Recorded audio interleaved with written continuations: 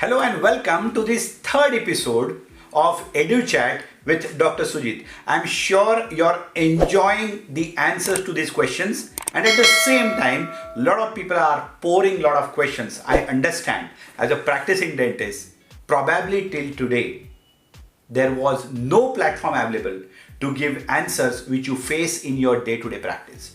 So no matter whether you're watching this EduChat episode on YouTube or Facebook or Insta, wherever, keep on putting questions, because I'm going to answer 3 to 4 questions every single week.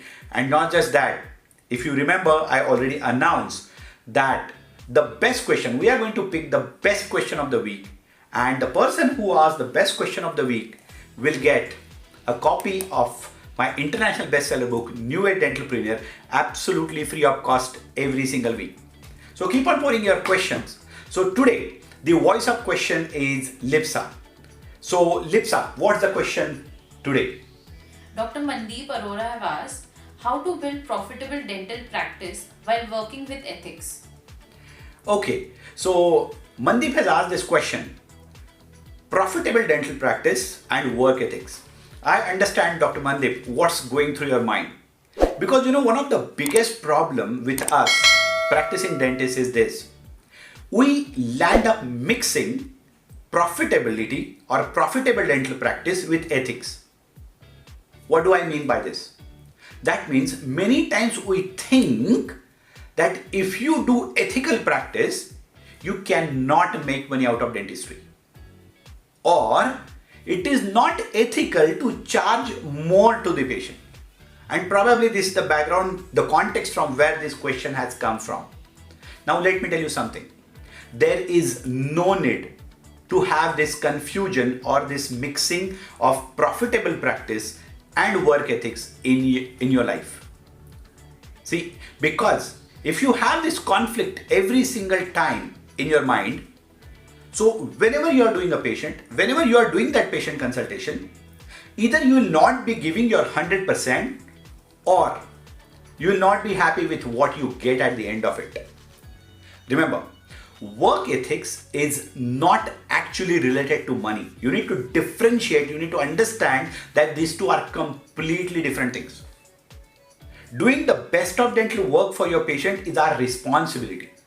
That is the dental ethics which we must follow. In fact, I always say it in my lectures and courses that even if it is required, you go beyond patient satisfaction. You take care of your patient to give the best dental treatment in any condition. I'll give an example. Many times it happens that you quote, suppose, X charges for any treatment to the patient. But as you do the treatment, because of some extra step, some complication, some extra time, degree of difficulty, the treatment becomes lengthy, the treatment becomes bigger, and then there's a conflict that goes in your mind that, now how can I ask for that extra money to the patient? I hope you will agree with me. This conflict is problematic, because at the back of your mind, while you are doing the treatment, if you have this particular thing at the back of your mind all the time, you will not be able to give justice to the patient, or at least to yourself for sure. So never mix work ethics and profitable practice. If you do the best of work, if you give your 100% whatever you know, as far as the domain skills are concerned, as far as your soft skills are concerned, as far as giving the best dental visit experience to the patient is concerned, there is absolute no harm in asking for the fees which is in proportionate to the value you add. Tell me one thing, irrespective of any business profession, who doesn't make money?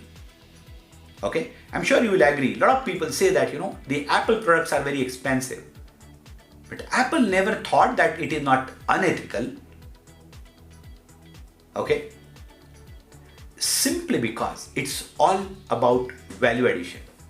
I just remember the sentence from Earl Nightingale, and he said, the money you make is always proportionate to the value you add for the people.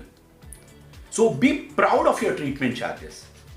Take the best of the treatment charges, where at the end of the treatment, patient will be happy because the patient has got the best treatment, And at the same time, you will be happy because whatever time, efforts, energy you have put to give the patient best of your treatment and expertise, you have got what it is worth for. So I'm sure you will not have this confusion anytime in the future. And next time when you do the patient, there will be no feeling of guilt, no confusion, no conflict between making a profitable dental practice and the work ethics. Next question, Lipsa. Dr. Manu Gupta has asked how to build sustainable and charitable practice in this tough time. Okay, now Dr. Manu Gupta has asked this question. How to build this sustainable and charitable practice? Now, honestly, Dr. Manu, I didn't get the entire context of this question and I don't know if I understood the question right. Because you said three things: sustainable practice, charitable practice and tough times. That means probably, what I understood out of this question, I'll tell you. It's like you want to run a profitable dental practice, but at the same time, maybe in the reasonable treatment charges. And in these tough times, maybe you're talking about the COVID times or, the uncertainties which are there around. Or probably by tough time, you mean with the competition in dentistry. I don't know what it is, but why I chose this question because you don't have to, get confused with everything. Handling tough time is one thing. Doing dental practice at reasonable price or maybe at charity is another thing. And sustaining a dental practice is one thing. Now you have mixed all these three things. I would like to give a clubbed answer to this. In order to run a sustainable dental practice, you will have to ensure that you at least recover all the fixed as well as variable expenses from your practice. I'm sure you also will agree that you cannot keep on doing a practice if the practice is in losses. You cannot put money from your own pocket all the time. So sustainable practice can be built only when it is profitable. Dr. Chirag has asked how to convert patient into high treatment option available. Okay, so Dr. Chirag, high value patient consultation or taking the patient from maybe PFM crown, that is what probably you had asked in the comment in YouTube. So taking the patient maybe from PFM crown to metal free crown. Now, there are two different things. These two are different things. High value consultation is one thing and upselling in the same is different. Like for example, high value treatments are like full mouth implant, full mouth rehab, or maybe imported aligners kind of treatment. Okay. But when it comes to taking a patient from RPD to FPD, maybe from FPD to implant, or maybe from metal crown to metal free crown, it's called upselling. So I want you to understand this first. Now, remember, whether it is high value patient consultation or upselling, one thing is important. You need to do multiple things in the right way in order to ensure that patient accept your upselling. Imagine if you are going to buy a car, okay, and you're planning to buy a Mercedes car, just for sake of imagination, okay, and I wish you buy one soon. And if you go to that showroom, and if the showroom is like, as far as the ambience is concerned, very ordinary, the way people greet you there, they are not smiling at all, okay. The way they are communicating, they are indifferent, they are not very enthusiastic to talk to you. They're not happy to see you in the first place. Forget about the product feature. We are not even talking about the Mercedes car. But I'm sure if you keep on getting one negative after another kind of experience, you probably will not even take that test ride. You'll just move out of the showroom. I don't want to buy Mercedes. Okay, and Mercedes is just for the example I am taking, right? So similarly, when it comes to upselling or doing high value consultation, you need to work on every single thing, and that includes right from your clinic's ambience, and every single thing makes a difference.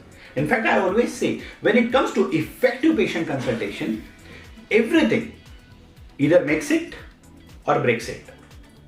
May it be your clinic's name, logo, the color theme, your tagline, the way the patient is greeted the moment patient walks in the clinic. Because all these things actually add up one positive after another, one positive after another. And the sequence and the series of experiences that is created will help patient to say yes to your high value treatments.